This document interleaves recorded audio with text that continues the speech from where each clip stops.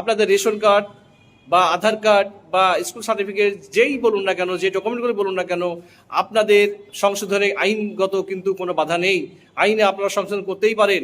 এবং আপনারা যদি মনে করেন যেদিন আপনাদের হিয়ারিং হবে, অনলাইনে হিয়ারিংয়ে যেদিন ডকুমেন্টগুলো দেখতে চাইবেন বিচারপতিরা, সেইখানে কিন্তু আপনারা এই সংশোধিত যে ডকুমেন্ট সেগুলোকে কিন্তু আপনারা দাখিল করতে পারবেন। আমার ভিডিওতে আপনাদের স্বাগত জানাই। আশা করি আপনারা ভালো আছেন। আপনারা যারা ডিলিটেড ভোটার, আপনারা অলরেডি অ্যাপিল ফাইল করেছেন, তারা অনেকে আমার কাছে জানতে চেয়েছেন যে যেহেতু আমরা অ্যাপিল ফাইল করেছি, আমাদের অ্যাপিল পেন্ডিং আছে, সুতরাং আমাদের যদি রেশন কার্ডে কোনো ভুল থাকে বা আধার কার্ডে ভুল থাকে বা অন্যান্য কোনো ডকুমেন্টে আমাদের ভুল থাকে, সেই ভুলগুলো আমরা সংশোধন করতে পারবো কিনা আইনত। আপনাদের এর উত্তর আমি দিই। সেটি হচ্ছে যে আপনাদের রেশন কার্ড বা আধার কার্ড বা স্কুল সার্টিফিকেট যেই বলুন না কেন, যে ডকুমেন্টগুলো বলুন না কেন, আপনাদের সংশোধনে আইনগত কিন্তু কোনো বাধা নেই।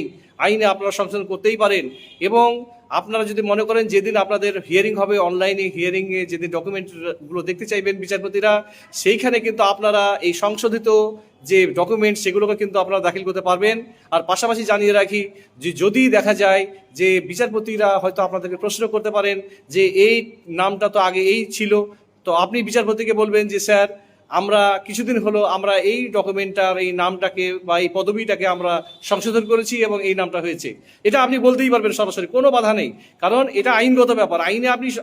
ভারতীয় আইনে আপনি সংশোধন করতেই পারেন এবং সংশোধন করে আপনি সেটা জমা করতেই পারেন। এখানে আইনগত কিন্তু কোনো বাধা নেই। এই কথাটা কিন্তু মাথায় রাখুন।